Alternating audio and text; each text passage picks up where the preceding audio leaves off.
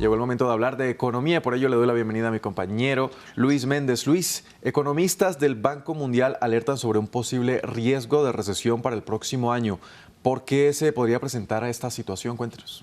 Andrés, de acuerdo con el informe emitido en el que el Banco Mundial advierte que los análisis responden a los economistas que participaron en el estudio, pero que no corresponde a los puntos de vista de la organización, se señala que existen factores que están presionando a las economías para frenar su crecimiento por lo que resta de 2022 y en gran parte de 2023. El análisis se sustenta en que las tres principales economías para el Banco Mundial, como lo son Estados Unidos, China y la zona euro, han presentado una desaceleración drástica en los últimos meses. De hecho, en este mes de enero, el Fondo Monetario Internacional tenía una estimación de crecimiento global de 4,4%, pero en julio, 5 meses después de la guerra, dicha perspectiva se redujo a un 3,2%. Pero sobre el riesgo de recesión, días atrás se pronunció la presidenta del Banco Central Europeo, Christine Lagarde. En el punto de referencia no pronosticamos un crecimiento negativo en 2023. En el escenario a la baja lo hacemos. Ese escenario difiere de la situación actual que incluye, en particular, el cierre total de todo el suministro de gas ruso.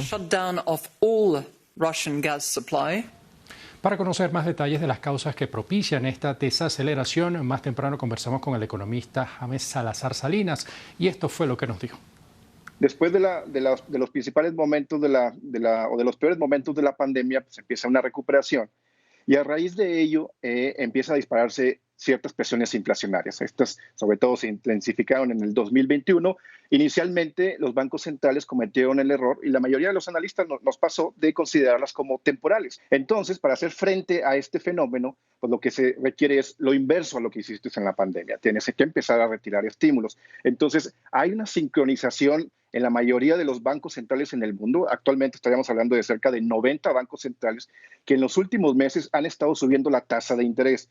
¿Esto qué provoca? A la hora de subir tasas de interés, pues, lo que buscas es incidir directamente en la actividad económica. ¿Para qué? Para tratar de frenar las presiones inflacionarias. Tienes niveles de inflación muy altos. El problema de frenar la actividad económica pues es que en determinado momento esto se pueda traducir en una recesión.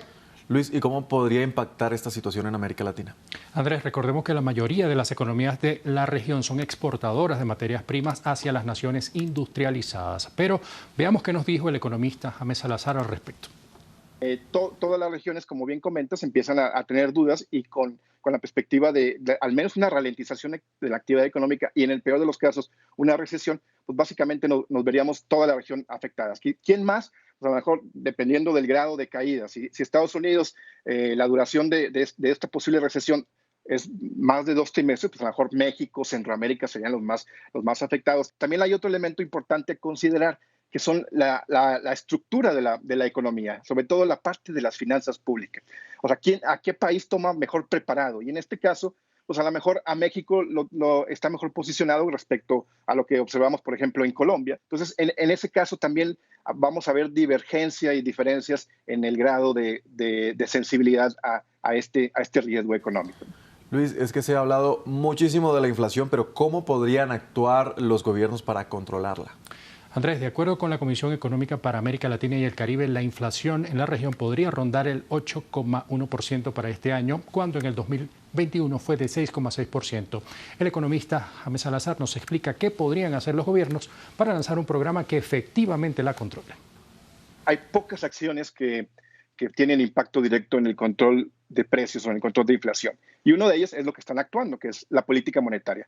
Esto tiene que ser contundente, transparente y tratar de anticipar los futuros pasos para buscar anclar las expectativas de inflación. Eso es lo más relevante. Ahora, ¿qué otras acciones pudieran en determinado momento llevar a cabo? Es políticas que favorezcan la producción. Entonces necesitamos que la producción aumente. Entonces la mayoría de las políticas debían estar encaminadas a ello, a incrementar la producción.